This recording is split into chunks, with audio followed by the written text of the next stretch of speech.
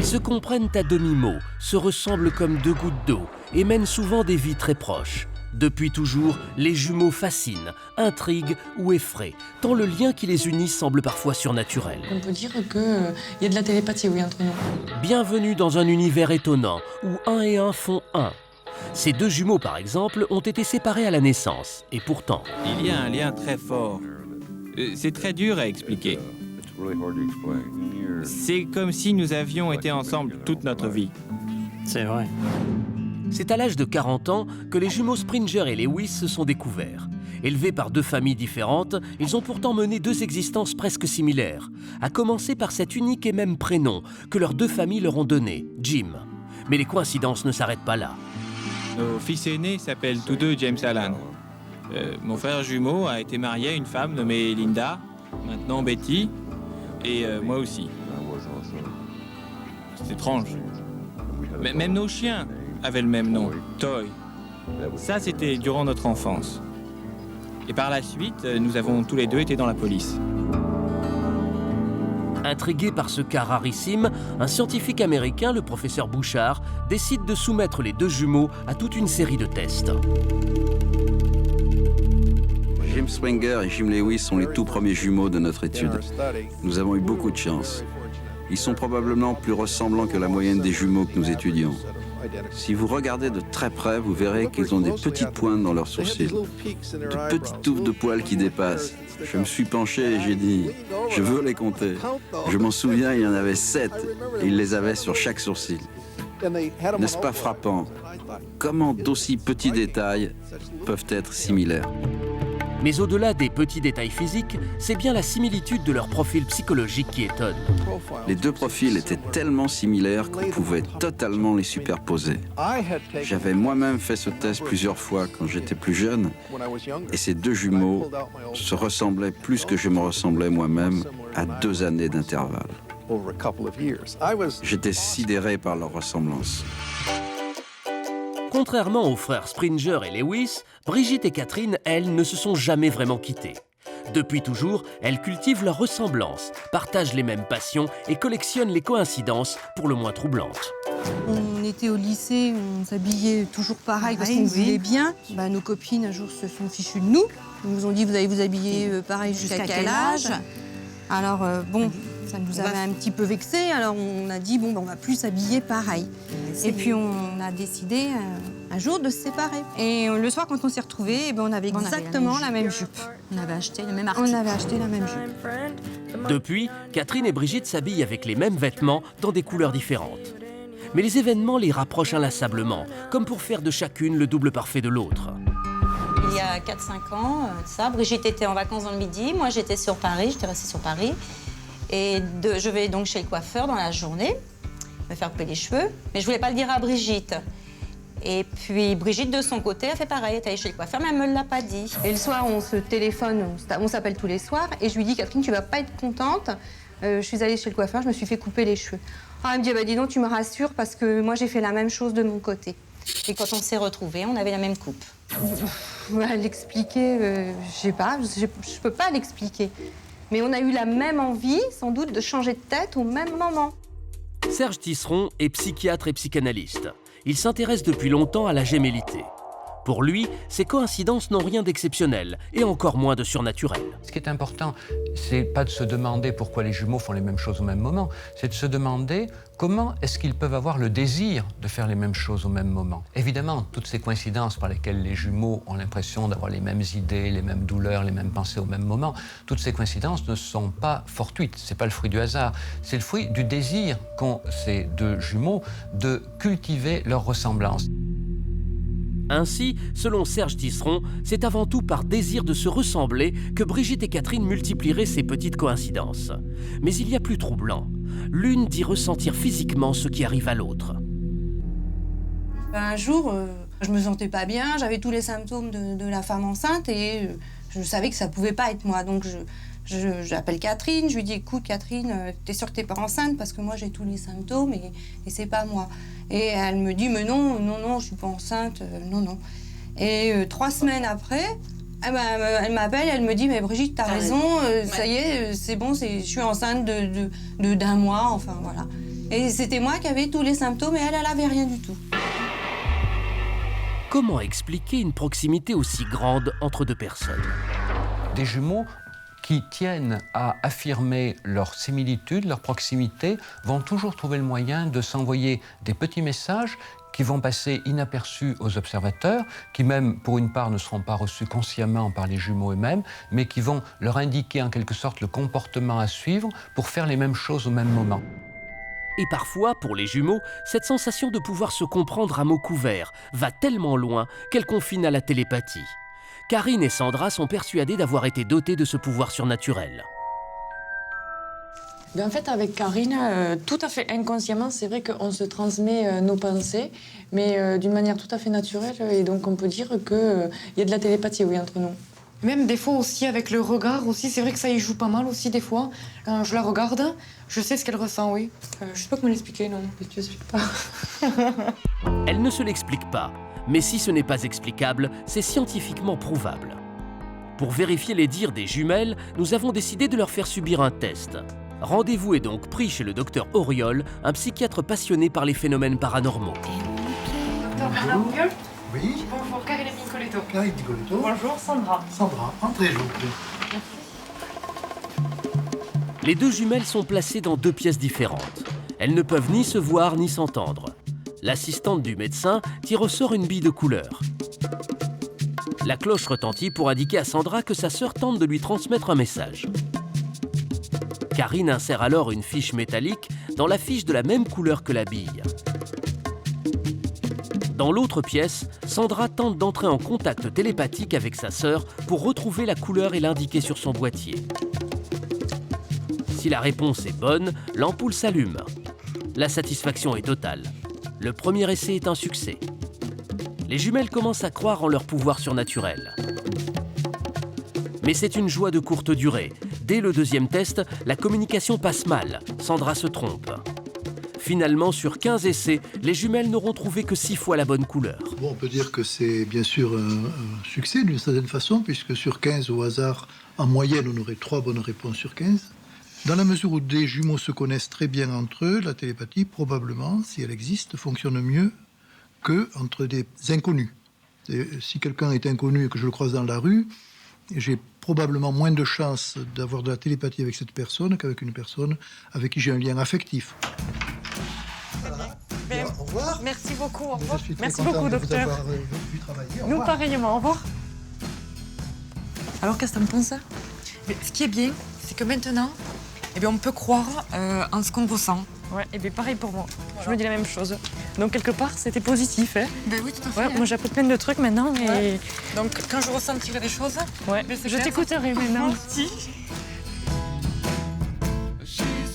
Les jumeaux se sentent souvent différents des autres personnes, et en cela, ils ont sans doute raison. Mais entre le fait de se sentir différent et le sentiment d'être investi de pouvoirs magiques, le glissement semble parfois imperceptible. Mais d'autres, sans être jumeaux pour autant, vivent d'incroyables coïncidences. Ils ont des destins tellement similaires qu'ils semblent plutôt relever de phénomènes paranormaux. Est-ce le fruit du hasard ou les coïncidences existent-elles vraiment ? Je me suis intéressé aux coïncidences à partir du moment où je les ai remarquées. Où elles sont apparues. Elles sont devenues presque visibles. De manière remarquable entre nous. Oui. Solange et Jacques n'en reviennent toujours pas. Ils travaillaient dans la même rue, à un numéro près. Mais ils se sont croisés pendant des années sans le savoir. Un jour, au hasard d'un café, ils entament la discussion. Au fil du temps, ils se rendent compte que d'inexplicables coïncidences les rapprochent. Nous avions déjà découvert que nos mères portaient le même prénom, Germaine. Et un jour que nous parlions d'elle, j'ai dit à Jacques, la mienne est née en 1912. Jacques m'a répondu, la mienne aussi. J'ai ajouté en février. Jacques m'a dit, la mienne aussi. Alors là, j'ai marqué un temps d'arrêt et je lui ai dit, ne me dis pas que c'est le 5. Et il m'a dit si. En plus, Jacques et Solange sont nés à quelques heures d'intervalle. Ils ont le même modèle de voiture, de couleur identique, acheté chez le même concessionnaire. Avant de se connaître, leurs assiettes et leurs couverts étaient similaires et ils avaient arrêté de fumer la même année. Aujourd'hui, il leur arrive de se blesser au même endroit, le même jour. Mais ce n'est pas tout. Mais nos grands-mères portaient le même prénom, Oui, sont mortes oui, tout de même l'année de leur 82e année, dans leur 82e année, et de la même cause, vraisemblablement. Alors comment expliquer ces incroyables analogies ? Selon les scientifiques, les coïncidences aussi remarquables qu'elles puissent parfois paraître ne sont pas surprenantes. Pour eux, la plupart ne sont que des événements sans aucune signification. Le moyen le plus simple de l'expliquer en maths s'appelle la probabilité. Il y a quelque chose qui est bien connu en probabilité, c'est ce qu'on appelle le paradoxe de l'anniversaire. C'est l'expérience suivante. Vous réunissez 23 personnes prises au hasard et vous allez avoir une chance sur deux, un peu plus d'une chance sur deux, qu'il y en ait deux qui aient la même date anniversaire. Encore plus remarquable, à partir d'un groupe de 57 personnes, la probabilité de trouver deux natifs du même jour est supérieure à 99%. Qu'en est-il des coïncidences déplaisantes ? La fameuse loi des séries existe-t-elle, comme dans le cas des crashs d'avions ? On s'attend du hasard qu'il étale un petit peu les événements, par exemple si ce sont des accidents d'avion, alors qu'en fait, il n'y a strictement aucun étonnement à voir lorsqu'on voit les regroupements. C'est quelque chose de tout à fait naturel avec le hasard. La mystérieuse loi des séries ne serait donc qu'une illusion. Mais le hasard est parfois totalement déconcertant.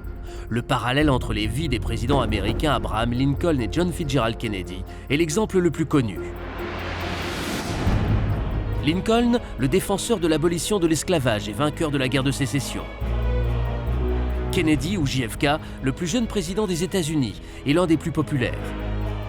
Ils ont été élus avec 100 ans d'écart exactement, en 1860 et 1960. Leur nom de famille est composé de 7 lettres. Leurs épouses sont toutes deux nées un dimanche et ont perdu chacune un enfant quand elles vivaient à la Maison-Blanche. La secrétaire de Kennedy s'appelait Lincoln, mais pas l'inverse. Le nom de leur successeur respectif était Johnson. Oui, bien sûr, dire le hasard, mais moi je pense qu'il y a peut-être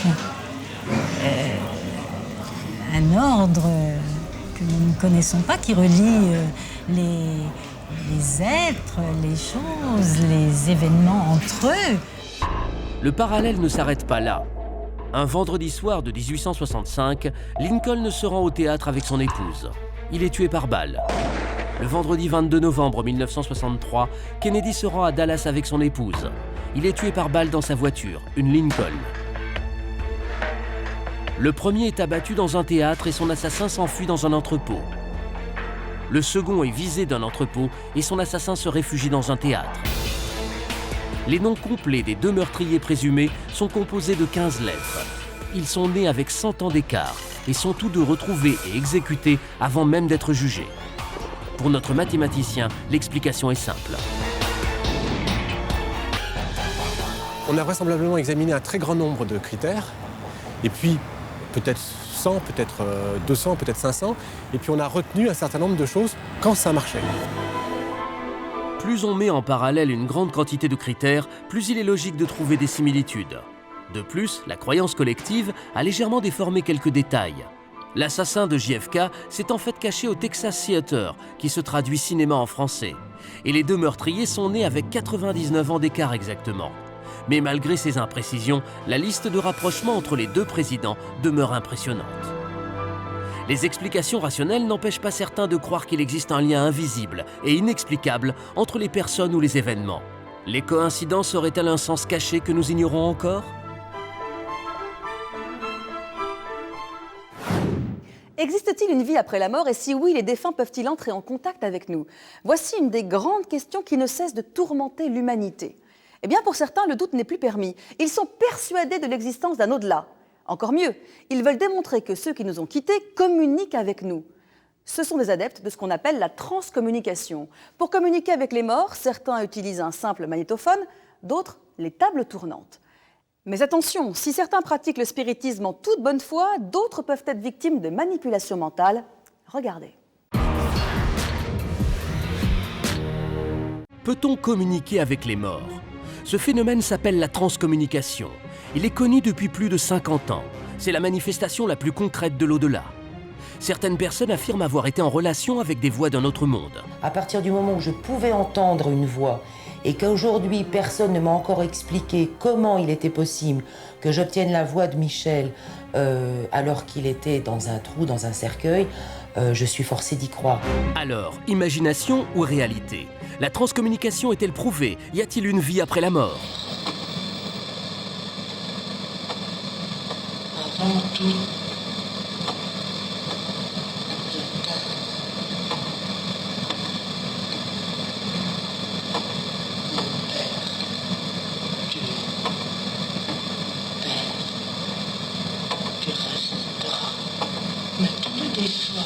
La voix que vous entendez provient d'un enregistrement exceptionnel.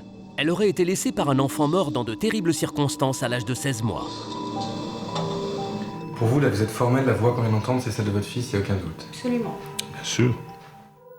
Pour Chantal et Vincent Alsoc, c'est certain. La personne que l'on entend sur cette cassette est bien la voix de leur fils Floris. Il demande à son père d'oublier le drame de sa mort et de continuer à s'occuper de sa famille.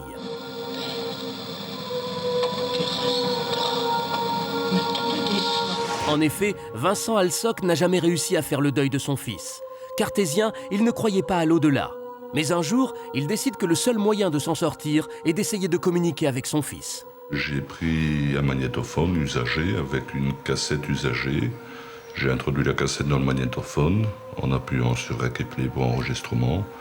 J'ai déposé le magnétophone à côté de mon lit, vu que c'était dans ma chambre, sur la table de nuit. Et j'ai laissé tourner pendant 45 minutes. Le lendemain matin, j'ai réécouté la cassette et sur ces 45 minutes était imprimé le message que vous avez entendu. Mais comment expliquer que l'enfant mort à l'âge de 16 mois puisse aujourd'hui avoir la voix d'une personne plus mûre? L'explication est toute simple. Si tant soit peu, on pourrait dire simple dans la mesure où il y a une constante évolution dans l'au-delà. Donc les enfants grandissent et les personnes plus âgées rajeunissent. On arrive à ce qu'on appelle communément un âge de raison, où tout le monde, selon le degré d'élévation, est à même de pouvoir laisser un message et de s'exprimer en tant que tel. Un enfant de 16 mois ne peut pas, évidemment, dialoguer de cette façon, ça c'est certain. Mais comme Vincent le dit, moi je dirais même que l'esprit, en tant que tel, n'a pas d'âge. Ce qui fait qu'en effet, on est tous au même niveau quand on part. Aujourd'hui, pour Vincent Alsoc, Floris n'est pas décédé. Il continue juste sa vie dans un autre monde. Et bien que leur retrouvaille n'est pas pour tout de suite, le couple est persuadé qu'un jour ils retrouveront leur fils. Je suis sûr que quand Dieu l'aura décidé, dans 5 ans, dans 10 ans, dans 20 ans, on se retrouvera tous ensemble de l'autre côté. Vincent et Chantal Alsoc veulent y croire, et ils ne sont pas les seuls. Des centaines de personnes prétendent pouvoir communiquer avec l'au-delà. Corinne Kizakanin a aussi fait l'expérience. C'est après le décès de son mari Michel, mort dans un accident de voiture, que Corinne va tenter de communiquer avec lui à l'aide d'un simple magnétophone. Il faut bien comprendre l'état d'esprit dans lequel on se trouve lorsqu'on a perdu quelqu'un. Et lorsque j'ai tenté, j'ai dit je vais essayer moi aussi la transcommunication. C'est toute seule, devant un micro, devant une cassette, donc il n'y a pas de trucage, il ne peut pas y avoir aucun charlatan. Il n'y a pas tout ce tralala que l'on met à côté, les Vierges Marie, les bougies. 2 mois après la mort de son mari, Corinne va enfin trouver une réponse. Lorsque j'ai entendu le premier message de Michel, j'étais toute seule chez moi. Vous voyez un petit peu la maison, on est perdu dans la forêt en pleine campagne. La première fois que j'ai obtenu le message de Michel, j'ai eu peur. Je faisais tout pour obtenir un message, et pourtant lorsque je l'ai obtenu, j'ai eu très peur.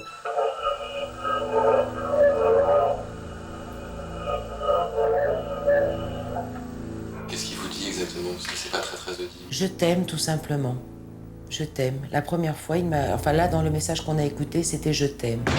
Choquée, Corinne ne peut y croire. Elle ne trouve pas d'explication rationnelle, mais elle est certaine que c'est la voix de son mari. À partir du moment où je pouvais entendre une voix et qu'aujourd'hui personne ne m'a encore expliqué comment il était possible que j'obtienne la voix de Michel alors qu'il était dans un trou, dans un cercueil, je suis forcée d'y croire, je suis obligée d'y croire et c'est vrai que j'ai envie d'y croire.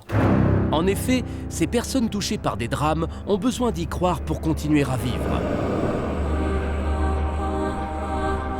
Des chercheurs auraient certifié que ces phénomènes ne pouvaient être que paranormaux.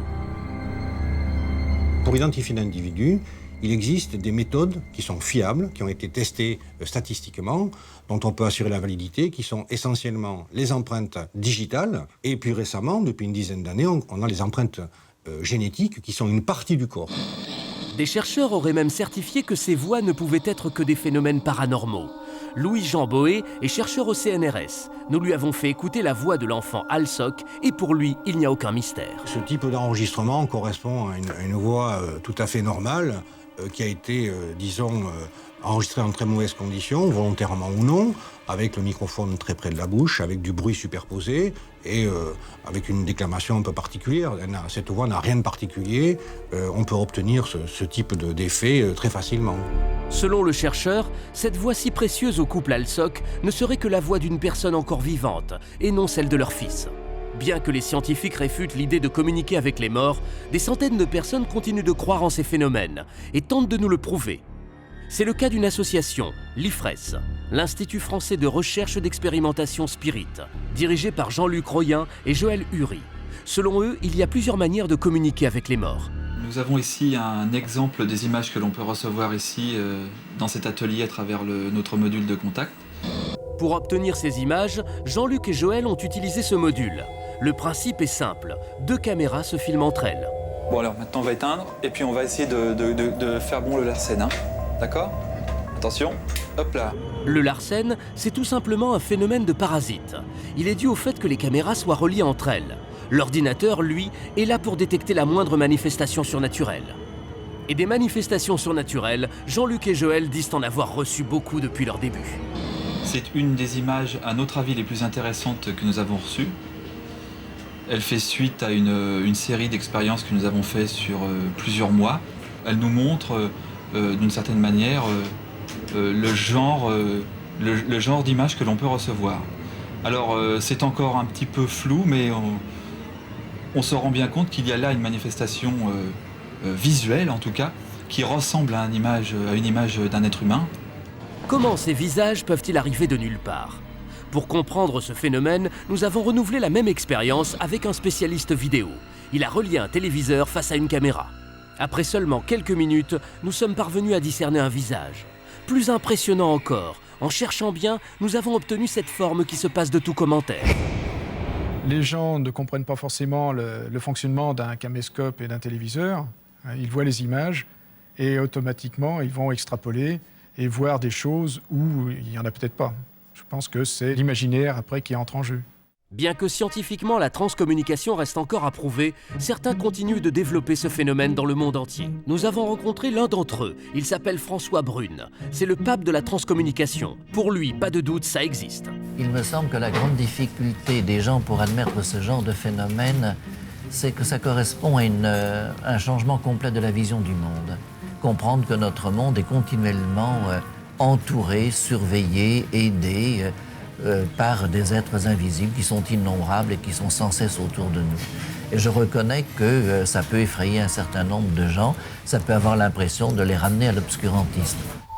Bien que François Brune aide au développement de la transcommunication dans le monde, il en connaît les dangers et admet qu'il y a des limites à ne pas dépasser. Il est vrai qu'il faut signaler le danger. Il y a un certain nombre de gens que ça conduit sans aucun doute finalement aux hôpitaux psychiatriques. Et comme les psychiatres ne connaissent rien à ces phénomènes, la seule façon qu'ils aient de les soulager, c'est par des neuroleptiques, des tranquillisants, ce qui n'est pas la bonne solution. Mais il est vrai qu'il y a un réel danger de perdre l'équilibre mental. Il faut toujours garder une certaine réserve, un certain sens critique. François Brune a consacré sa vie à la transcommunication, écrit des livres et aidé des gens. Mais rien ne prouve aujourd'hui que ce phénomène soit réel. Pour d'autres, tout ceci n'est que manipulation.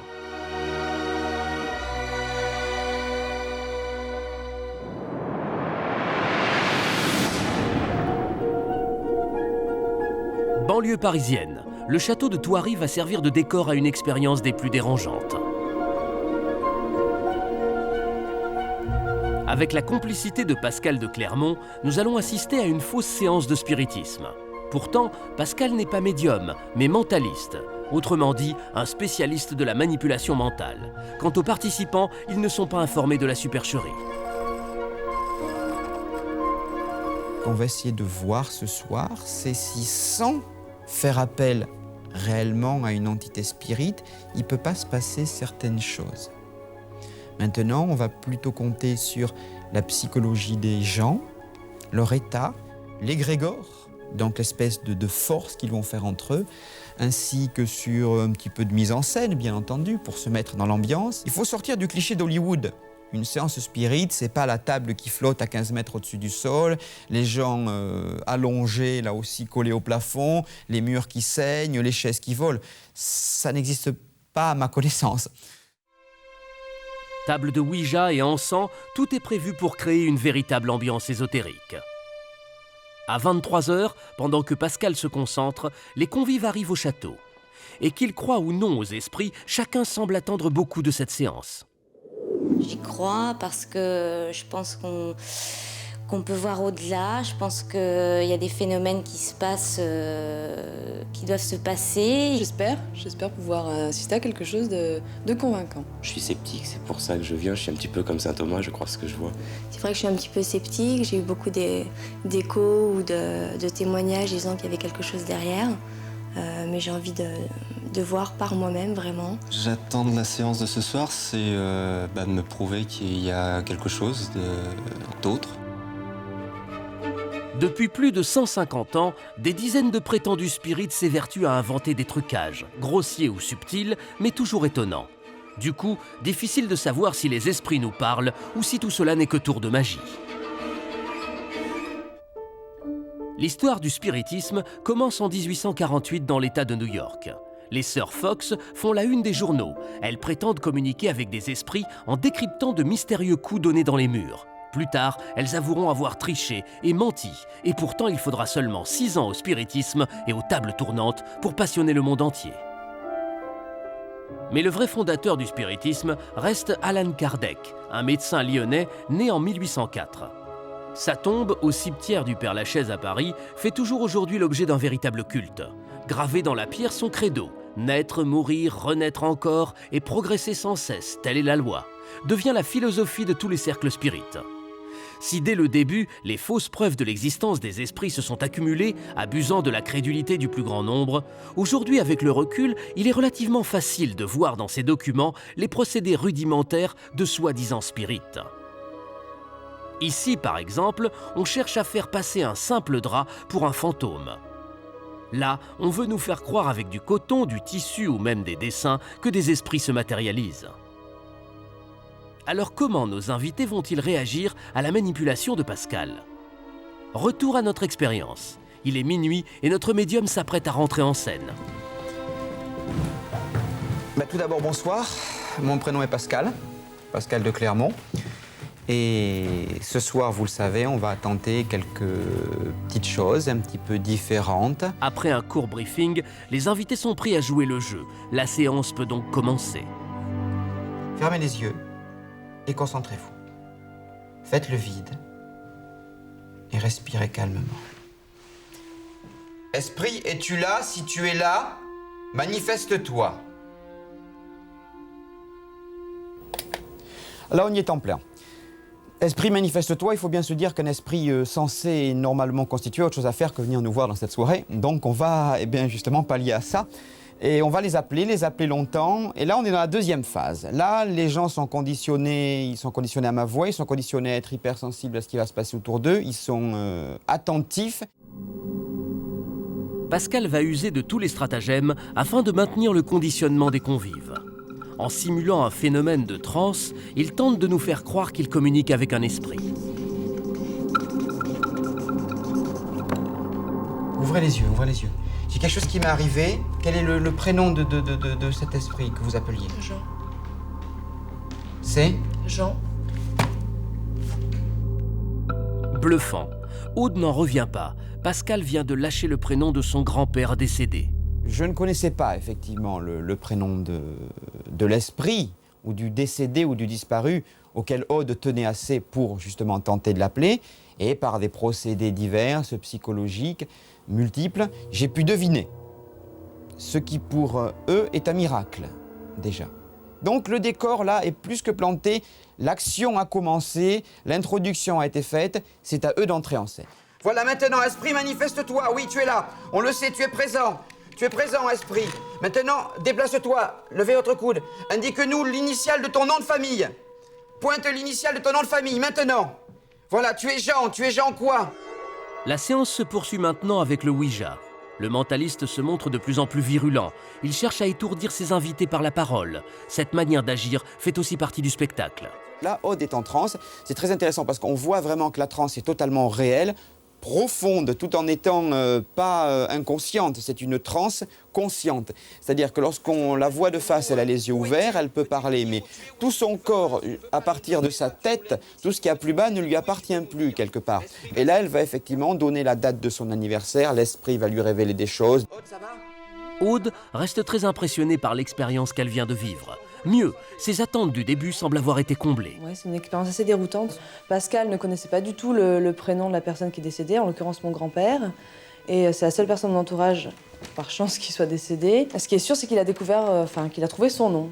Donc ça, c'est vrai que c'est très déroutant. Pascal va maintenant essayer d'entrer en contact avec un deuxième esprit. Va-t-il obtenir une réponse de l'au-delà? Et si oui, à qui l'esprit va-t-il vouloir s'adresser? Esprit, es-tu là? Manifeste-toi. Donne-moi ton prénom, esprit. Manifeste-toi si tu es là. R, c'est ça? O, c'est ça? B, est-ce que c'est B? Est-ce que c'est B? Jarod, est-ce que Robert vous dit quelque chose? Oui. Oui? C'est lui que vous appeliez? Oui. C'est sûr? Oui, sûr. Esprit, reste avec nous. Mais Jarod ne semble pas se prendre au jeu. Il refuse de répondre aux sollicitations de son ancêtre Robert, malgré l'insistance de notre faux médium. Esprit, manifeste-toi au travers de Jarod. Ça va être beaucoup plus lent, hein?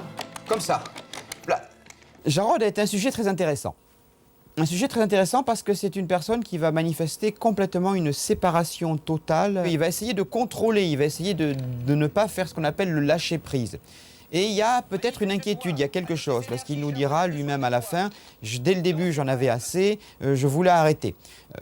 Et je me demandais si ce n'était pas des mouvements inconscients de ma main. J'ai souvent demandé, Esprit, veux-tu continuer à te manifester? Esprit, veux-tu continuer? Et alors que Jarod nous disait, lui, il nous a dit après non, moi je ne voulais pas continuer, l'esprit allait sur oui, oui en permanence. Donc on peut la comprendre, quoi, de toute façon. Contrairement à Aude, qui a trouvé la séance pour le moins déroutante, Jarod, lui, reste sceptique quant à son expérience surnaturelle. Le fait de moi d'être sur la Ouija, j'avais l'impression que c'était vraiment moi qui dirigeais, qui pensais que c'était pas quelqu'un qui parlait au travers de moi. Et en plus, c'est vrai qu'il y a un moment où j'étais énervé, le fait que vous bougiez ma main, tout ça, ça m'a franchement perturbé et énervé. J'avais l'impression d'être contrôlé par quelqu'un, entre autres par vous, mais pas que ça vienne de quelqu'un qui passait... comme on dit dans les canaux ésotériques, pour venir jusqu'à l'intérieur de vous pour discuter, je l'ai pas vraiment ressenti comme ça. Si les avis restent partagés sur la présence des esprits, force est de constater que personne n'a remis en doute l'identité de Pascal de Clermont, notre faux médium. En ce sens, l'expérience est donc concluante. Reste juste une question. Pendant la séance, esprit, étais-tu vraiment là ? Musulmans, juifs, bouddhistes, catholiques, croyants ou athées, nous avons tous entendu parler de miracles, de guérisons subites obtenues par la prière, par la foi. Vrai témoignage ou simple rumeur? L'Église reste très prudente sur ces phénomènes. Elle en reconnaît néanmoins quelques-uns, 66 seulement sur 7000 déclarés. Nous avons rencontré le 66e miraculé de Lourdes, Jean-Pierre Belly. Mais alors, cette guérison miracle pourrait-elle s'expliquer par une maîtrise de l'esprit sur le corps? Dans ce sujet, vous allez également découvrir 3 hommes capables de résister aux conditions les plus extrêmes grâce à la puissance de leur mental. Vous allez voir les portraits étonnants de ceux dont l'esprit domine le corps. Tout de suite, enquête.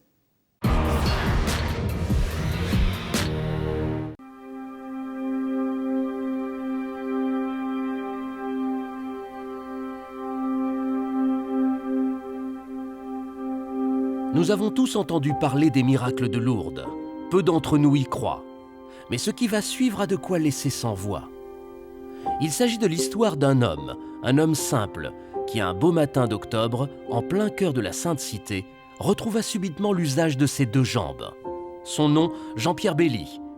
Il fut le 66e miraculé de Lourdes. Quand je suis arrivé à Lourdes, j'ai fait cette prière toute simple. Je dis, écoute Seigneur, toi tu me connais, tu sauras bien me donner ce que tu as de meilleur. Atteint d'une sclérose en plaques depuis plus de 10 ans, Jean-Pierre est venu à Lourdes avec pour seul objectif de trouver là la force de pouvoir affronter la mort. Ma santé déclinait de façon très importante. Et pour moi, aller à Lourdes, c'était aller chercher un réconfort qui allait m'aider dans ma route à poursuivre, quoi. Le docteur Fontano s'est occupé de Jean-Pierre durant de nombreuses années. Il a vu la santé de son patient décliner jour après jour. Alors, je ne sais plus du tout, c'est quelqu'un qui avait besoin de l'aide d'une personne extérieure pour vivre dans les actes quotidiens de la vie, même pour se mettre du fauteuil à la table. La maladie de Jean-Pierre était a priori incurable. Sa dégénérescence semblait irréversible. Ici, vous voyez les taches blanches qui correspondent en fait aux lésions de la sclérose en plaques, aux plaques qui donnent le nom à cette maladie. Alors, ces plaques sont réparties en fait au niveau des voies de conduction, des fils électriques qui permettent de transmettre l'information. Ces fils électriques comportent un fil et autour une gaine qui s'appelle la myéline. Et c'est cette gaine en fait qui est détruite au cours de la maladie. La destruction de cette gaine empêche progressivement les influx nerveux de passer et conduisent petit à petit le patient à une paralysie certaine. C'est donc dans un fauteuil roulant que Jean-Pierre Belli arrive à Lourdes, ayant perdu tout espoir de pouvoir guérir un jour. Le 7 octobre, c'était un mercredi après-midi, nous étions rassemblés sur l'esplanade et on attendait l'arrivée de la procession du Saint-Sacrement. Il y a une dame en blanc qui s'est dirigée vers moi, toute souriante, et puis qui s'est mise à me parler. Je ne la connaissais pas, je n'ai pas du tout reconnu cette dame, mais très souriante. Son sourire m'a beaucoup touché et elle s'est mise à me dire « N'ayez pas peur, ayez confiance, maman Marie va remettre bon ordre à tout cela. » Jean-Pierre ne saisit pas tout de suite la portée de ces mots. Alors, sur le coup, ces paroles sont pénétrées vraiment au plus profond de moi-même, mais m'ont vraiment troublé parce que je ne comprenais pas. Et j'allais comprendre le sens de ces paroles qu'à la fin du pèlerinage.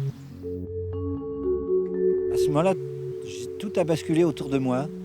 J'avais l'impression d'être ailleurs et toutes mes angoisses, toutes les questions que je pouvais me poser, tous les scrupules que j'avais, tout ça a été balayé en un instant. À ce moment-là, Jean-Pierre pense avoir trouvé ce qu'il était venu chercher à Lourdes, l'apaisement et la sérénité qui lui permettront de continuer son combat contre la maladie. Mais le soir venu, un événement bien plus incroyable va soudain se produire. Au moment où on m'a déposé sur mon lit, j'ai commencé à avoir froid. Un froid intense qui venait pas de l'extérieur, qui venait de moi-même. Et c'est au plus profond de ce froid que j'ai senti une petite chaleur qui a commencé à naître au bout de mes orteils. Mais très faible d'abord. Et puis qui a pris petit à petit de l'ampleur, envahissant mes pieds, mes jambes, tout mon être entier. Et j'avais l'impression de rêver. Mais Jean-Pierre ne réalise pas tout de suite ce qui est en train d'arriver. Il se rendort presque aussitôt. Alors dans la nuit qui a suivi, j'ai senti une main qui s'est posée sur ma hanche. Et puis une idée m'a traversé l'esprit à ce moment-là. Comme si quelqu'un me disait « Allez, lève-toi, marche ». J'ai glissé de mon lit, j'ai mis les pieds par terre. J'ai commencé à faire mes premiers pas, mais comme un bébé qui apprend à marcher. Aussi incroyable que cela puisse paraître, il semble que la maladie de Jean-Pierre se soit à ce moment-là envolée. Devant cet événement-là, c'est tellement une grande surprise que je crois que sur le moment, j'ai rien pu dire. Alors, les médecins qui m'ont ausculté ont constaté d'emblée, disons, comme ils disaient à l'époque, tout à fait au début, l'amélioration spectaculaire qui s'était produite. Guérir de la sclérose en plaques est impossible.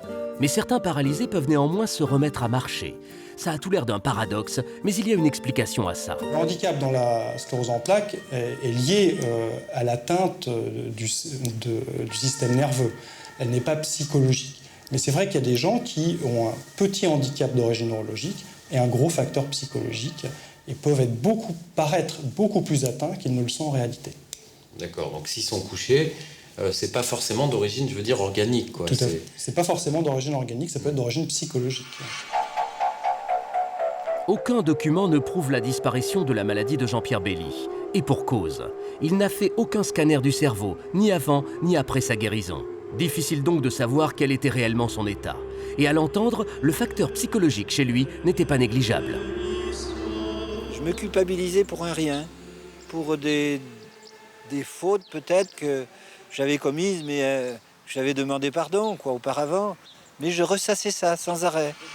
Malgré toutes ces zones d'ombre, Jean-Pierre a tenu à ce que sa guérison soit officiellement reconnue comme miracle. Or, ne se dit pas miraculé qui veut. il existe à Lourdes un bureau qui officialise, labellise, entérine les miracles. Depuis 1858, 7000 personnes ont déclaré avoir été guéries. Pourtant, l'Église catholique n'a officialisé que 67 guérisons miraculeuses. Pour que les guérisons soient reconnues, il faut que la maladie soit grave, de pronostic fatal, on ne garde que ces maladies-là. Deuxièmement, que le diagnostic soit précis, assuré. Troisièmement, que ce soit une maladie organique, lésionnelle, ce qui élimine toutes les maladies psychologiques, fonctionnelles ou nerveuses. Quatrièmement, qu'il n'y ait pas eu de traitement expliquant la guérison. Donc ça, c'est à discerner, c'est pas toujours évident. Cinquièmement, que la guérison soit subite, soudaine et instantanée, ce qui est très caractéristique de Lourdes. Sixièmement, qu'elle soit complète. Et septièmement, qu'elle soit durable. Ce n'est pas une rémission, c'est véritablement une guérison. Ainsi, la guérison de Jean-Pierre a bien été officiellement déclarée comme étant un miracle. Reste une question que Jean-Pierre se posera sans doute jusqu'à la fin de ses jours. Pourquoi lui et pas un autre? Alors ça, c'est la grande question qu'on me pose souvent. Pourquoi vous et pas un autre? Alors là, j'ai pas de réponse. C'est difficile. Comme je dis, c'est le secret de Dieu, ça. Force de l'esprit, force du Saint-Esprit, ce pèlerinage à Lourdes a bel et bien donné à Jean-Pierre la capacité de marcher à nouveau.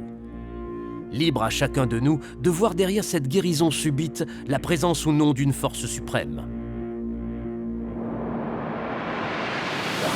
D'autres hommes possèdent des corps fantastiques.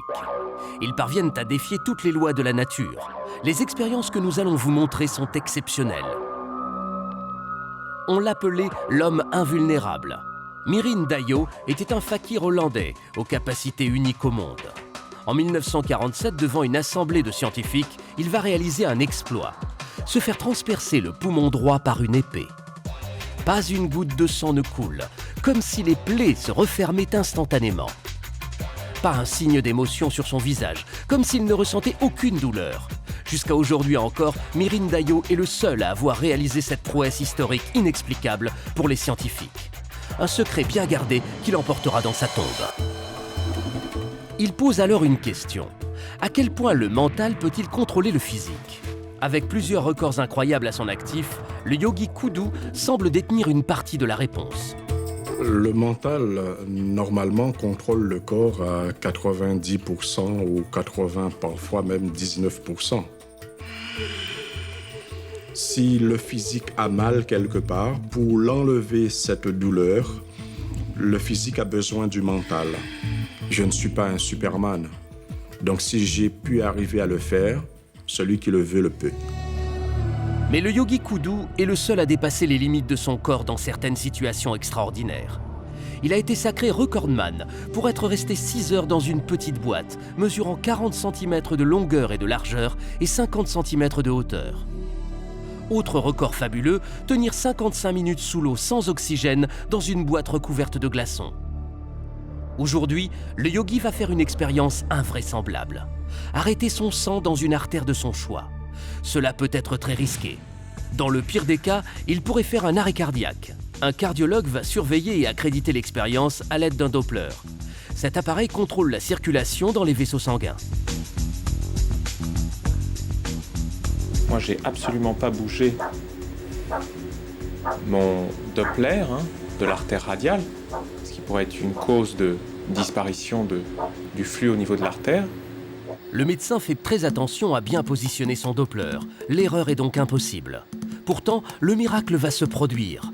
C'est incroyable. Le flux sanguin disparaît pendant une quinzaine de secondes. Ça reste mystérieux. Le mental, le yogi Koudou contrôle effectivement parfaitement. À la limite, heureusement qu'il ne l'a contrôlé que sur un segment d'artère, parce que quand la pression artérielle s'est effondrée, je le regardais visiblement savoir s'il allait perdre connaissance et si la pression artérielle du corps entier allait s'effondrer, ce qui n'a pas été le cas. Le yogi Koudou aimerait que le plus grand nombre puisse contrôler son physique pour apprendre à s'auto-soigner.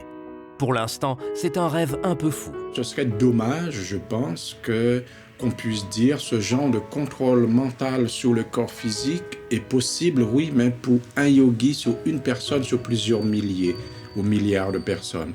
Je trouve que ce serait dommage. Si quelque chose est possible pour moi, je pense alors qu'il est possible pour tout le monde. Une autre personne entretient l'espoir que nous pourrions dominer notre corps par notre seule force mentale. L'histoire de Maurice Daubard est à peine croyable. On le surnomme le yogi des extrêmes. À 18 ans, atteint de multiples pathologies, dont la tuberculose et l'anémie, il passe 5 ans dans les hôpitaux. Il est alors condamné par les médecins à être handicapé à vie. Mais une initiation au yoga change sa vie pour toujours.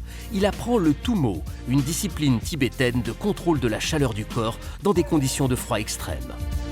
Si l'homme s'abstraignait à des disciplines comme le froid, il retarderait probablement l'échéance du vieillissement prématuré.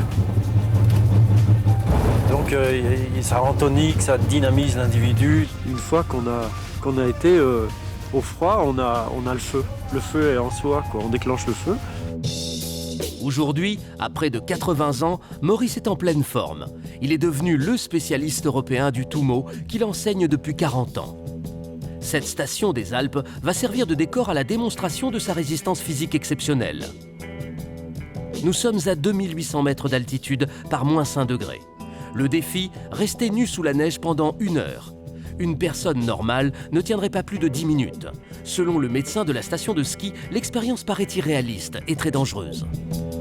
On ne peut pas la cautionner. C'est évident que moi je suis ici au cas où il y arriverait quelque chose, mais on ne peut que déconseiller de faire des choses comme ça parce que c'est un risque important.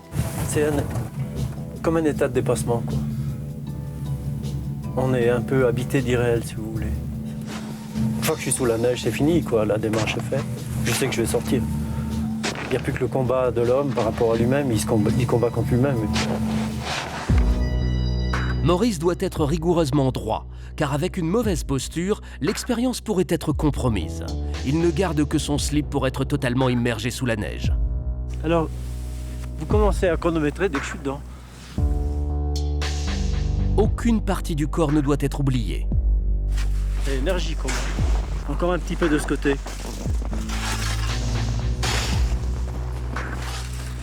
J'en ai pas sur l'épaule droite. Voilà, ben c'est bien. Merci. La température de la neige est de -5 degrés. Cela fait maintenant 20 minutes et un homme normal aurait déjà frôlé la mort. Mais Maurice a réellement l'air dans son élément. C'est un décor très fort. C'est très fort le lieu.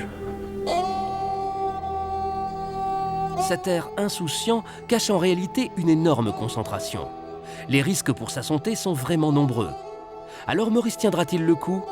Le médecin de la station, qui observe régulièrement les dégâts du froid sur les victimes de la montagne, est très sceptique. Le premier risque, le risque vital, c'est le risque de fibrillation ventriculaire. Les fibres cardiaques se mettent à battre de façon anarchique, indépendamment les unes des autres, et le cœur devient inefficace. Et ça entraîne évidemment la mort à court terme s'il n'y a pas de défibrillateur, s'il n'y a pas une réanimation. Et il y a des risques de gelure, bien sûr. Au bout d'une demi-heure environ, le froid se fait sentir. Maurice grelotte. Il semble avoir atteint ses limites. Finalement, après 3 quarts d'heure, il nous demande de l'aider à sortir de toute urgence. Son corps semble tétanisé. Il faut faire vite. Alors quel est l'état de Maurice ? Le médecin n'en croit pas ses yeux. Il m'impressionne. Pourquoi ? Parce que il a le thorax est chaud. C'est surprenant, après avoir passé 45 minutes dans de la glace, en contact direct. Je ne sais pas comment je serai, mais pas comme ça. En effet, par le passé, l'expérience effectuée sous haut contrôle médical prouvait que sa température passait seulement de 37,4 à 36,9. Sa tension et son rythme cardiaque ne variaient pas. Un phénomène, c'est tout ce que les scientifiques ont pu conclure. C'est difficile après. 20 minutes. Maurice Daubard et le yogi Koudou peuvent apparaître comme des surhommes au commun des mortels. Ils parviennent avec aisance à défier les lois de la nature. Pourrions-nous tous développer un pouvoir mental sur notre corps ? L'avenir ouvrira-t-il une voie vers un progrès dans ce sens ? Tous les doutes et tous les espoirs sont permis. On marque une courte pause et on se retrouve dans un instant pour la seconde partie de Face à l'étrange. À tout de suite.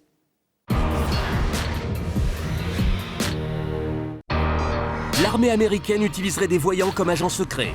Leur mission, anticiper des attaques militaires et terroristes, ou encore localiser des sites de missiles. Nom de code de cette opération, Stargate.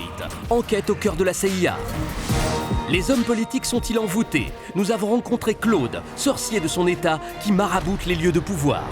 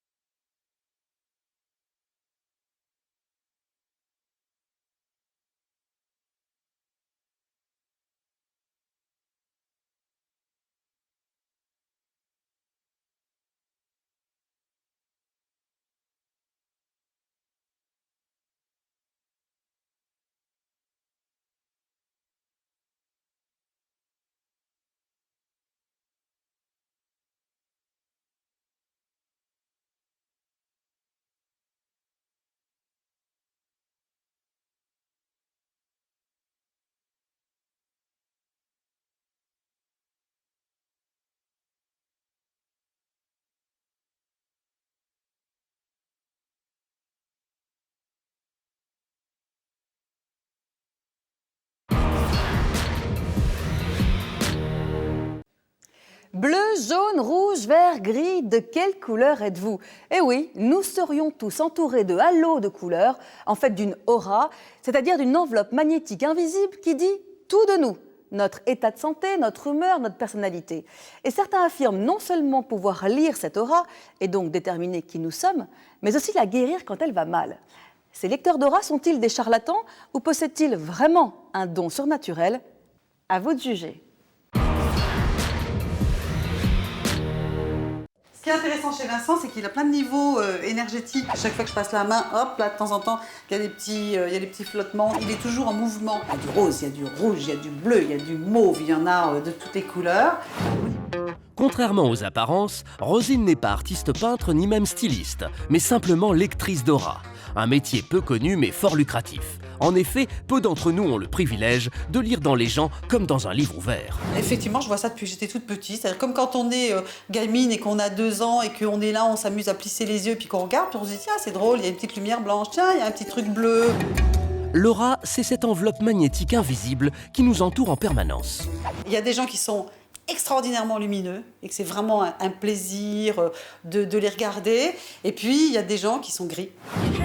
Mais concrètement, l'aura, ça ressemble à quoi? Ça fait comme un œuf tout autour de la personne et un œuf dans lequel il y a toute une vie, il se passe des tas de choses et on voit. Alors, il y a des volutes, parfois il y a des trous parce qu'il y a des gens qui ont des manques sur le plan énergétique. Bienveillante, Rosine se sert donc de son don pour décrypter, bichonner, réparer l'aura des autres. Là, vous êtes en train de descendre son aura. Ouais. Et alors, ça réagit très bien. C'est un vrai plaisir. Et il est d'accord, Vincent. Voilà. Vincent serait donc un peu perché, au sens propre comme au figuré. Pour l'aider à mieux se concentrer, Rosine entreprend de lui redescendre l'aura, histoire qu'il puisse à nouveau avoir un peu plus l'aura sur Terre. Alors là, pour le moment, il a de l'énergie au pied gauche. C'est toujours son pied affectif. C'est pas étonnant. Bon, voilà, faut que je le redescende un petit peu du côté droit. Et visiblement, c'est pas simple. En plus, ça fait pas forcément tout de suite ce qu'on veut. Voilà. Une aura, c'est comme le reste, ça se dresse. 1, 2, 3, 4, tell me that. Des consultations comme celle-là, Rosine en donne une dizaine par jour. Aujourd'hui, c'est à Virginie et à Alexandra de venir prendre conseil auprès de la grande prêtresse de l'aura. Virginie aimerait apprendre à mieux se connaître pour exploiter son potentiel. Je sens pas tout de suite, ça vient pas. Pas de souci. Dans un premier temps, Rosine essaye de rentrer en contact avec l'aura de Virginie. Mais toutes les auras ne sont pas simples à lire. Je vous cherche, je vous trouve pas encore. Mais après quelques instants de tâtonnement, Rosine se lance. Alors vous êtes pour les autres une formidable organisatrice. Vous pouvez même avoir une espèce de leadership assez naturel. On y va. Passer les politesses d'usage sur les auras de ses clients, Des décisions, mais dans tous les sens. Rosine n'hésite pas à mettre les pieds dans le plat pour ne pas dire les mains dans l'œuf. Comment vous allez nous mettre un bébé au milieu de toute cette vie palpitante? Oui, parce que... Ça fait pas partie des priorités. Visiblement, il n'y a effectivement pas l'espace. Brutale, elle n'hésite pas à aller là où ça fait mal. Alexandra ne va pas tarder à en faire les frais. En lisant l'aura de cette jeune fille, Rosine va faire apparaître au grand jour son problème d'anorexie. Ce que je vois, c'est C'est comme effectivement à l'intérieur de son œuf total, là c'est effectivement comme une espèce de petit cercle à l'intérieur, c'est-à-dire comme s'il y avait une espèce d'entité supplémentaire au niveau du ventre, avec effectivement l'estomac et tout le côté rapport alimentaire, plus ses organes digestifs que visiblement elle malmène. Mais par rapport à l'alimentation, vous voyez des choses précises Alors, c'est-à-dire que vous essayez tellement de solutions sur le plan alimentaire, entre je mange pas ceci mais je mange ça, c'est un peu comme des essais de régimes différents, et puis comme il y a effectivement ce rapport affectif et émotionnel avec la nourriture, c'est ça qui complique. Vous allez être vachement équilibré pendant un jour de jour, puis hop, il y a un stress, et alors là, ça y est, ça pète dans tous les sens. Rosine voit tout, sait tout, même ce que l'on aimerait bien garder pour soi. Malgré son malaise, Alexandra est sidérée par les performances de celle-ci. Ça m'a bluffée parce que c'est vraiment quelque chose qui est présent depuis longtemps et je pense qu'il est encore loin de disparaître. C'est intriguant que vous l'ayez vu tout de suite et c'est un peu flippant d'ailleurs. Voir l'aura des gens, c'est une activité à temps plein. Et même lorsqu'elle sort de son cabinet, Rosine ne peut pas s'empêcher de décrypter, même involontairement, l'aura des passants qui l'entourent. Donc là, effectivement, cette dame qui est assise sur le banc en noir, j'ai senti là, pour elle tout un poids de responsabilité familiale qui est en train de lui tomber sur le dos. Et le fait qu'elle va être obligée de s'occuper de beaucoup de personnes qui peuvent être ou des personnes malades à soutenir ou des gens accompagnés chez des médecins, enfin, il va y avoir du médical, pas pour elle. C'est vrai ce qu'elle dit? Oui, c'est vrai. Je suis tout à fait responsable dans mon travail, je suis médecin. Une fois de plus, Rosine surprend par la pertinence de son analyse. Quand soudain, au détour d'un sentier, une aura particulièrement terne attire son attention. A priori, je vois un monsieur qui a l'air très fatigué, là, assis sur le banc. Il est visiblement dans une période où il a eu à subir beaucoup de stress, beaucoup de tension. Je vous voyais de loin et je vous sentais dans une énergie de fatigue, de stress, d'épreuves, de choses difficiles à gérer. Et ce qui m'a attiré là, c'est quand j'ai vu les enfants approcher, c'est un petit peu comme si c'est les enfants qui vous apportent une énergie, que c'est quelque chose qui vous repose, qui vous fait du bien. C'est tout à fait vrai. C'est une période de travail intense et je suis un peu crevé. Et je viens quand même au bois pour sortir un peu les enfants et qui s'amusent un petit peu. Et vous êtes épuisé? Ah, complètement, je ne sais même pas si je vais pouvoir me lever. Rosine voit l'aura des gens. C'est bluffant, intriguant, déstabilisant, mais pour nous, pauvres mortels, comment percevoir ce halo lumineux? Pour ce faire, il existe une machine à photographier l'aura. Odile en est une des heureuses propriétaires. Voilà, vous allez vous asseoir sur le siège là et mettre les mains de chaque côté sur les plaques métalliques en mettant plutôt l'arrière de la main sur la dernière plaque et en étalant vos doigts. Voilà, alors quand vous voulez, j'appuie sur le bouton. Ah bah c'est parti. C'est parti. Suspense, à quoi peut bien ressembler l'aura de Patrick? Voilà, la photo est faite, vous pouvez relâcher les mains. Quand on a la photo, effectivement, avec les couleurs, on peut analyser les traits de caractère, le fond de la personne. Alors, pour faire l'interprétation, on regarde différents éléments. Pas seulement les couleurs, bien sûr les couleurs ont une importance. Mais on regarde aussi la hauteur de l'aura. On voit que vous avez une grande aura. Ah. Plutôt logique pour un homme qui approche le 1,90 m. Mais quelle est la valeur scientifique d'un tel appareil? Donc ceux qui ont conçu l'appareil l'ont travaillé avec des médiums qui les accompagnaient, qui voyaient les auras. Et donc ça leur a permis de faire une espèce de schéma, de plan, de cartographie, disons, qui nous permet de faire une interprétation assez fine. Mais que peut-on déduire d'un Polaroid orange? Les couleurs nous parlent de quelqu'un qui a bien les pieds sur terre, qui gère son quotidien. Oui. Et qui est bien entouré d'amis aussi. Certains détails nous font voir que vous êtes dans une ambiance chaleureuse. On ne peut pas vraiment dire qu'Odile prenne de gros risques. Du coup, on a décidé de mettre le Pola magique à l'épreuve en soumettant Patrick à un exercice physique. On arrête ou on continue? Oui, on peut arrêter. Son aura changera-t-elle? Voilà, une très belle photo. Il y a la couleur verte qui est apparue, qui signifie que les vibrations montent. On en arrive à l'ouverture du cœur quand on est dans les vibrations vertes. L'ouverture du cœur, carrément. L'aura de Patrick aura donc réagi à l'exercice physique. À moins que tout ça ne soit qu'un effet d'optique, un effet magnétique, ou pire, un simple hasard. L'aura dit tout de nous, dit-on, si tant est qu'elle existe. L'important n'est-il pas finalement de se sentir bien dans son œuf? Des voyants utilisés comme agents secrets par la CIA, cela ressemble au scénario farfelu d'un film hollywoodien. C'est pourtant ce qui s'est passé pendant près de 20 ans aux États-Unis. Nom de code, opération Stargate. Grand banditisme, kidnapping, terrorisme, la défense américaine n'a pas hésité à faire appel pour ses affaires à ces médiums et autres voyants devenus donc agents secrets. Si l'ensemble de ce dossier incroyable est encore classé confidentiel, un coin du voile s'est levé. Pour la première fois, d'anciens agents osent parler.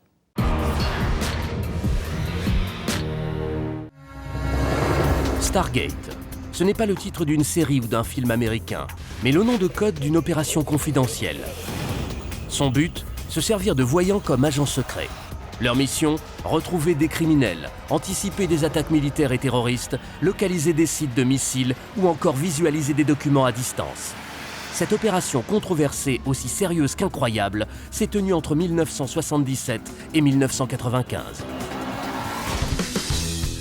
Notre enquête nous a menés à Austin, au Texas. Paul Smith était un agent Stargate. Nous collections des renseignements en utilisant des moyens parapsychologiques. On appelait ça de la vision à distance. Alors comment est née cette surprenante opération? À l'époque, nous sommes en pleine guerre froide entre les États-Unis et l'URSS. C'est la course aux armements, mais pas seulement. Le bloc soviétique a une longueur d'avance dans un domaine étonnant, la recherche en parapsychologie. Pour rattraper leur retard, les États-Unis inquiets sont prêts à tout. La CIA et la DIA, leurs deux principales agences de renseignement, investissent 1 à 2 millions de dollars par an dans 14 laboratoires de recherche. Une vingtaine d'agents sont formés à la voyance. À partir de 1977, l'armée a mis sur pied un programme de perfectionnement en matière de perception parapsychologique pour entraîner des militaires, mais aussi des civils travaillant pour le gouvernement. En fait, ce que nous faisions, c'est que nous apprenions à ces agents à maîtriser leur perception en leur donnant les moyens de comprendre leur vision et surtout la manière de les exploiter. Paul Smith a accepté de nous parler de quelques expériences déclassifiées.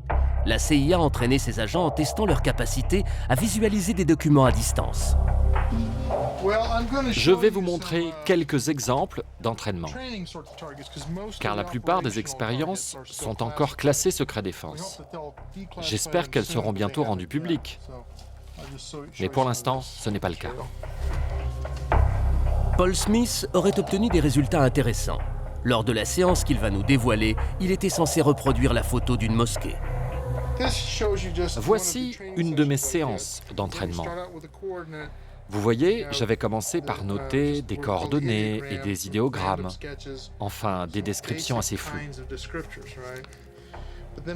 Mais si vous regardez là, vous voyez des formes un peu arrondies. Et voici le dessin final. J'avais l'impression qu'il s'agissait d'une mosquée ou d'une église. Et les responsables m'ont montré ensuite la photo de ce que j'étais censé identifier. En mai 1987, lors d'une séance de visualisation, Paul Smith voit l'attaque et l'explosion d'un navire américain. À cause du manque de précision, son responsable décide de ne pas tenir compte de sa vision. Il m'a dit « Bon, on va arrêter là. Je pense que tu as tort. » J'ai dit « Ok. C'est vrai que c'est arrivé fréquemment que nous nous trompions. C'était un vendredi et je suis rentré à la maison pour le week-end. Mais le lundi, j'ai reçu un coup de fil tôt le matin. Et mon responsable m'a dit « Tu as déjà lu le journal ?» J'ai répondu non. À la une de la presse, 2 missiles d'un Mirage irakien lancés sur la frégate USS Stark, tuant 37 marins. Paul Smith n'était pas loin de la réalité. L'US Marine aurait pu éviter le drame et une réparation à 142 millions de dollars. En fait, j'avais décrit ces événements presque exactement. Mais la division Stargate a remporté des victoires bien plus impressionnantes. Guy Graff était l'officier en charge de faire la liaison entre les voyants et la défense américaine. En 1981, James Lee Dozier, un général de l'OTAN basé en Italie, est kidnappé par le groupe terroriste d'extrême gauche, les Brigades Rouges. Son épouse s'adresse alors au ravisseur.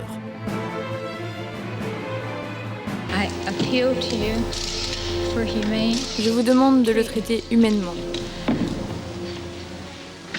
C'est un homme qui se soucie des autres et qui aime les gens.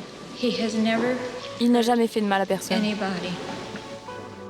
Les faits d'armes des brigades rouges n'étaient pas bons. Ils ne gardaient généralement pas les otages plus de 2 ou 3 semaines avant qu'on les retrouve en train de flotter dans une rivière. L'enjeu pour retrouver le général Dauzier était donc très important. La police italienne et la défense américaine décident de collaborer dans leurs recherches. Ce que les voyants vont trouver va à l'encontre du rationnel. Alors que le général a été capturé à Vérone, contre toute attente, il le visualise à 80 km de là, dans la ville de Padoue. Plus précisément, près d'un supermarché sous une tente bleue. C'est grâce à ces informations d'une grande précision que le général est retrouvé sain et sauf après 42 jours. Ce dénouement est stupéfiant. Une des raisons grâce auxquelles je suis ici aujourd'hui est le résultat des prières de beaucoup de monde. Et laissez-moi vous dire que quand vous êtes sur le point d'arriver en bout de course, c'est un sentiment très intense.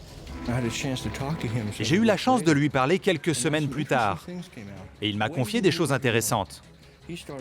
Quand il a su où il était détenu, il a commencé à se concentrer intensément en espérant que quelqu'un recevrait ses pensées par perception extrasensorielle. Donc je me demande si sa concentration a ouvert la voie aux informations qui ont permis sa localisation. Autre énorme succès, cette fois-ci en Floride. À la fin des années 80, Charles Frank Jordan est agent de la brigade des stupéfiants des douanes américaines. Mais il aide en fait les trafiquants à faire entrer de la drogue.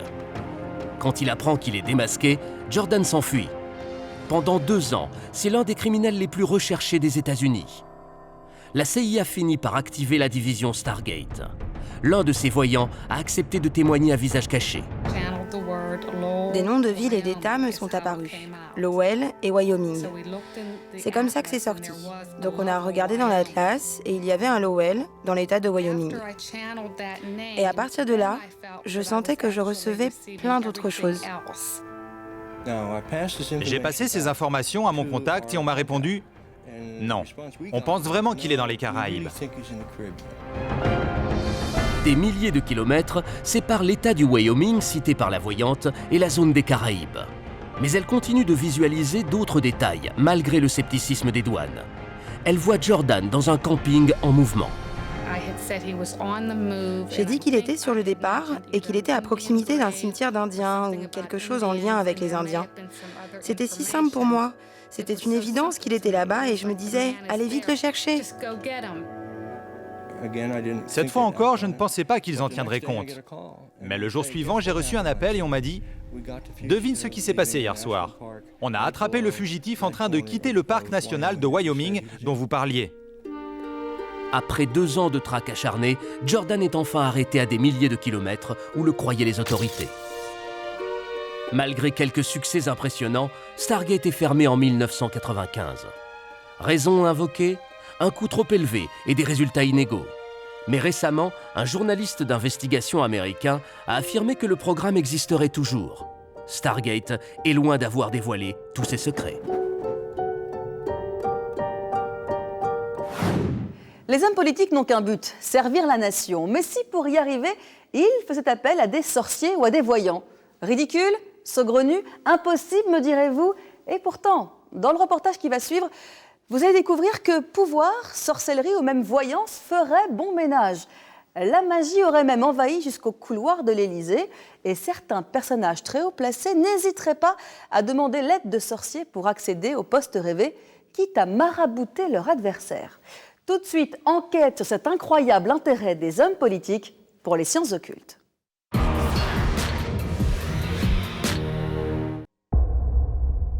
Gussom, Mediator, Agros, Gaviol, Valox, Landa, Zazar, Valois, Sator, Saluxio, Paracle, Gossom, Mortus, Cum, Fils, Sum et Père, Flagellationem. Je m'arrête ici, je donne pas la suite qui est trop dangereuse. Vous l'aurez compris, Claude est un sorcier, et pas n'importe lequel. Sa spécialité, envoûter ou protéger les hommes politiques. La sorcellerie, de nos jours, ça existe, et qu'au cœur de l'État, de l'appareil d'État, de la République française, on y fait appel. On savait certains hommes politiques superstitieux, d'autres attirés par l'astrologie, voire même par les astrologues. Mais des hommes politiques faisant appel à des sorciers, la nouvelle a de quoi surprendre. Qu'est-ce qui vous permet d'affirmer que les hommes politiques font appel à des sorciers? Moi, j'en ai traité 3. Ils sont venus pour une voyance. Ils sont venus détourner pour une voyance. Puis après la voyance, c'était pour voir ce que je peux faire pour eux. Qu'est-ce qu'ils demandent exactement? Ils demandent à être élus. Chez les hommes politiques, comme un peu chez les artistes peut-être, il y a une sensibilité un peu exacerbée qui fait que sûrement certains d'entre eux ont une sorte de nécessité d'aller vers le paralogique de temps en temps. Exemple le plus connu d'homme politique paralogique, François Mitterrand. Attiré par les sciences occultes, l'ancien président décida un beau jour de consulter les astres. Il fit appel pour cela à l'une des plus séduisantes astrologues de sa génération, Elisabeth Tessier. Le téléphone sonne, c'était l'Élysée. Moi, j'ai d'ailleurs cru que c'était une blague. J'ai vraiment cru que c'était une blague. J'ai envoyé pratiquement promener la personne. C'était la secrétaire, le secrétariat de l'Élysée qui me disait « Vous avez un petit déjeuner demain à 9h avec le président. » J'ai dit « Quoi? Mais quelle blague ?» J'en croyais pas un mot. Dès lors, le paranormal commence à tenir une place prépondérante au sommet de l'État. Je passais des nuits au moment de la guerre du Golfe où il m'appelait souvent, presque tous les jours et quelquefois plusieurs fois par jour. Je passais donc des nuits, je peux dire, à comparer les thèmes de Bush, de Saddam Hussein, de Mitterrand, de la France, des États-Unis. C'était dingue et je me perdais là-dedans. On sait que le président Mitterrand avait des contacts non seulement avec Elisabeth Tessier, mais avec pas mal de gourous ou marabouts. Mitterrand a recours à un sorcier qui est venu pour le sauver. Bon, il l'a tenu 14 ans, c'est bien. Étrange de constater qu'au plus haut sommet de l'État, l'irrationnel aussi rassure, apaise et guide. Au pouvoir, on se sent très seul, même si on est entouré de conseillers en tout genre. Ça apporte un soutien psychologique, une manière de voir les choses où on se sent plus seul. Mais au-delà du simple réconfort, si les hommes politiques s'intéressent de si près aux sciences occultes, c'est selon notre sorcier pour une raison très simple. Le pouvoir n'a pas de prix. Le pouvoir, certains hommes politiques, certains hommes d'affaires tueraient père et mère pour avoir le pouvoir. Et des hommes de pouvoir victimes de mauvais sorts, Claude en connaît un paquet. Je vais te donner un exemple. Tu prends, sans le citer, tu prends un petit bonhomme qui s'est fait dégommer par la sorcellerie, qui a plus de puissance. Mais il est malade, il n'a plus de puissance. Je ne sais pas si tu peux tabler. C'est quelqu'un qui était à la tête d'une énorme multinationale. Ce mec-là s'est fait dégommer par la sorcellerie, ça n'est pas rendu compte. Mais pour dégommer un homme d'une telle envergure, comment s'y prend-on? En quoi consiste vraiment la sorcellerie? Comment joue-t-on avec le mal? Les gants, sine qua non, si tu veux pas récupérer des charges du négatif dans ta gueule. Nous avons donc suivi Claude durant la nuit, alors qu'il venait de libérer une femme d'un mal incurable. Là, je vais enterrer ce que j'ai transféré ce matin à 1h30. Alors tu peux voir. Tu vois? Qu'est-ce que c'est? Alors, tu as d'atterrir au cimetière et tu as 2 crapauds. La maladie de cette femme, je l'ai transférée dans un être vivant, mais qui va symboliser la mort. Maintenant, il faut que j'enterre cette charge, pour pas que ça ressorte. Je pourrais m'en servir pour faire du mal, mais c'est pas ma logique, et puis je risquerais d'en prendre dans la gueule, c'est trop puissant. C'est avec ce genre de méthode que Claude parvient à fabriquer des boules de terre ensorcelées. C'est ainsi qu'à chaque élection, il maraboute les lieux du pouvoir. Pour les élections 2002, j'ai démarré mes boulettes 6 mois à l'avance. Je suis monté à Paris pour poser mes petites boulettes pour piéger tout l'Élysée. Ça tire la merde parce que c'est des boulettes faites avec du mal et tout ce qui est négatif viendra péter directement dedans. Mais le travail de Claude ne s'arrête pas là. Après avoir marabouté un lieu, il sait que les forces du mal viendront titiller sa cible pour la faire tourner en bourrique. On peut faire n'importe quoi à n'importe qui, mais c'est-à-dire on ne le gère pas directement. C'est-à-dire du moment que vous êtes chargé, que vous avez le négatif au cul, les forces du mal iront chercher, eux, votre point faible. On va prendre l'exemple de Lionel Jospin, qui pendant la campagne a eu quelques petites phrases malheureuses successives comme ça. C'est-à-dire que les sorciers qui travaillaient contre lui et pour son adversaire ont attaqué les points faibles de Jospin. Et un des points faibles de Jospin, c'est même s'il n'improvise pas directement ses discours, il ne dit pas un prompteur à chaque fois qu'il parle. Donc on peut, à un moment donné, lui faire dire une phrase malheureuse, comme mon programme n'est pas socialiste, comme Chirac était un musée vieilli, etc. Successivement, et on peut voir dans les sondages qu'à chaque fois qu'il disait quelque chose comme ça, il baissait et il s'en est parmi. Si Jospin s'est fait marabouter, cela signifie donc que la partie adverse aurait engagé des sorciers pour œuvrer contre lui. Qu'en pense Jean-François Props, autrefois proche collaborateur de Jacques Chirac? L'ancien président de la République aurait-il, selon lui, été capable d'une telle chose? Je pense que Jacques Chirac, comme François Mitterrand, doit être quand même assez sensible et probablement capable de consulter des donneurs d'avis, des donneurs de conseils qui ne soient pas des technocrates ou qui ne soient pas des faiseurs de notes, mais qui soient des gens qui manipulent un peu le paralogique. Ainsi, à gauche comme à droite, il semble que la sorcellerie ait envahi tous les lieux du pouvoir. Mais si ces méthodes peuvent paraître d'un autre âge, doit-on pour autant s'en offusquer? Ça fait partie de l'humain. Partout où il y a des enjeux, il y a magie, il y a sorcellerie, il y a humain, il y a tentation d'agir sur le destin. Et les sorciers disent qu'ils peuvent le faire, hein. Donc ils sont là où il y a des enjeux. Et on sait qu'aujourd'hui, les élections, que ce soit présidentielles ou législatives au niveau local, enfin présidentielles au niveau national, ce sont des enjeux énormes. Donc les derniers présidents de la République ont fait appel à ces pratiques. Difficile cependant de concevoir qu'une élection présidentielle n'ait pu se jouer qu'à quelques boulettes près, aussi ensorcelée soit-elle. Notons cependant que le dernier président en date a préféré sans doute par prudence faire retirer du marché les petites poupées vaudou qui étaient à son effigie. Avec moi ce soir, Christine Haas, merci d'avoir accepté mon invitation. Christine, les téléspectateurs vous connaissent bien, hein, vous êtes une célèbre astrologue réputée pour son sérieux. On vient de voir là dans le dernier sujet le rapport que peuvent entretenir les hommes politiques avec l'astrologie et sans demander de choses très précises sur la façon de diriger le pays. Est-ce qu'en revanche, on vous pose des questions d'anticipation sur des événements politiques à venir, sur oui, ça événements peut être majeurs sur des élections, sur des référendums, enfin sur des votes du public, hein, finalement. Est-ce qu'il y a une reconnaissance? Est-ce qu'il n'y a pas de reconnaissance? Est-ce que... comment ça se passe pour moi ce jour-là? Voilà. Est-ce que vous avez eu, à votre connaissance, des hommes politiques, ou des femmes politiques d'ailleurs, qui ont changé leur agenda en fonction de jours ou de dates ou de choses que vous leur auriez dites? Non. Puis je ne fais pas ce genre de choses parce que je pense qu'il faut laisser son libre arbitre à chacun et pas lui dire, voilà, tel jour ça va se passer comme ça et puis il faudrait que vous changiez ce jour-là. Par exemple, des élections nationales, pensez bien que c'est pas la petite astrologue du coin qui va changer la date. Et justement, on va démarrer par la définition toute simple pour vous de l'astrologie. C'est quoi l'astrologie? C'est l'art d'interpréter les mouvements planétaires. Mais encore? C'est-à-dire de donner un sens à ce qui se passe dans le cosmos. Enfin, dans le cosmos, c'est un bien grand mot. Sur la ceinture zodiacale, c'est-à-dire qui représente le parcours annuel du Soleil. Il passe devant les constellations et ça définit les signes qui sont... Et en fonction de ces différents astres, de ces planètes, on peut définir ce qui va se produire dans l'année pour chacun d'entre nous. Voilà, on peut définir des climats, des tendances, même parfois des tendances fortes, hein, prédire quelques événements, mais c'est toujours quelque chose qu'on connaît, qu'on a déjà vécu, etc. Parce que c'est la science des cycles aussi, l'astrologie. Vous utilisez le terme science?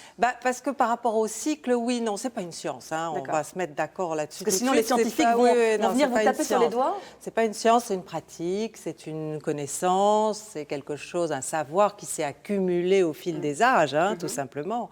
Et donc, ce sont des cycles. Les planètes reviennent au même endroit chaque année, tous les 2 ans, chacune a son cycle. Et on a pu observer donc que lors de leur course, ces planètes, il se passe des choses dans le ciel qui ont une répercussion sur la Terre. Mais c'est une loi d'analogie et de correspondance, hein. Les planètes n'ont pas d'influence sur nos comportements. 9 magazines féminins sur 10 ont des pages d'astrologie. Oui. Alors, lunaire, solaire, la numérologie, enfin, on a un peu de tout. Et alors, évidemment, ça prête le flanc à la contradiction et de dire, écoutez, c'est trop générique pour que ça puisse s'adresser aux uns et aux autres de façon... Vous êtes d'accord avec ça? Oui, c'est vrai. C'est l'écume de l'astrologie, hein, ce qu'il y a dans les magazines. Encore faut-il que ce soit fait sérieusement, qu'on essaye. Moi, j'essaye en tout cas toujours de préciser les choses pour telle date de naissance ou tel décan, de manière à être le moins large possible. Et, alors dites-moi par exemple, moi je suis vierge. Vous êtes vierge, alors, vous aimez le travail bien fait, vous êtes perfectionniste. Mais voyez, vous allez dans mon sens, là, vous me flattez. Non, mais en même temps, j'allais dire autre chose. Mince alors. La vierge, elle a parfois tendance à se sous-estimer, à ne pas se croire capable, à trop se regarder, se surveiller, être trop intériorisé, tout analyser. Il y a une pensée omniprésente chez la Vierge, un mental très fort. Hein, je vous vois Vous me séduisez, là. vous me séduisez, Christine.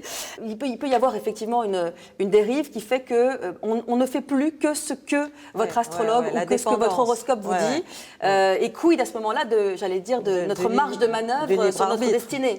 Bon, alors ça dépend évidemment de la psychologie de la personne qui va consulter, qui va se remettre dans les mains de celui ou celle qui est censé tout savoir. Hein, c'est comme avec le psy, on lui accorde des pouvoirs absolument extraordinaires.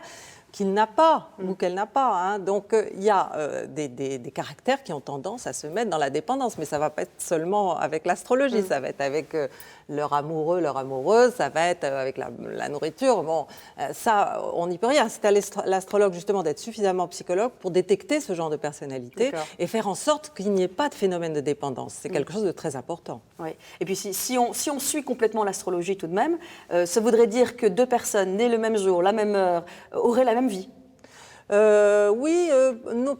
Alors, il faut être très, très nuancé là-dessus parce que j'en ai vu des cas de jumeaux astrologiques. Moi-même, j'ai une jumelle astrologique.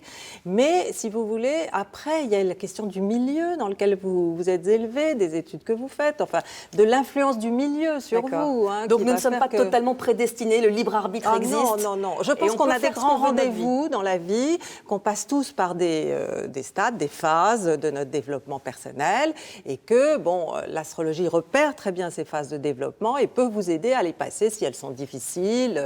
Si c'est un cap difficile, l'astrologie peut être une aide. Très bien, merci beaucoup Christina. Merci à vous Valérie. Et juste une dernière question pour nos téléspectateurs qui seraient peut-être intéressés. Consulter un astrologue, si ce n'est pas sur Internet, si on doit aller le voir, un astrologue sérieux, il coûte cher ? Écoutez, ça dépend des régions. Ça va coûter entre 600 € et 250. C'est un gros travail. Hein, c'est un gros travail. Oui. Et pour être sûr d'avoir quelqu'un d'a priori il faut s'adresser sérieux à une école d'astrologie. Là, vous êtes sûr d'avoir des bons astrologues parmi les professeurs et parmi les étudiants de dernière année. D'accord. Merci beaucoup Christina. Merci à vous. Et puis je rappelle, pour tous ceux qui sont férus d'astrologie, qu'évidemment, il y a les 12 nouveaux livres de Christine sur chacun des signes pour l'année 2010. Voilà, merci Christine. Merci, au revoir. À qui se fier quand la raison ne parvient plus à tout expliquer? Au paranormal? Avant de juger trop vite, souvenez-vous que certaines manifestations qu'on qualifiait de paranormales il y a plusieurs siècles sont aujourd'hui des phénomènes tout à fait connus et expliqués par la science. Pour ceux qui y croient, pas besoin de preuves.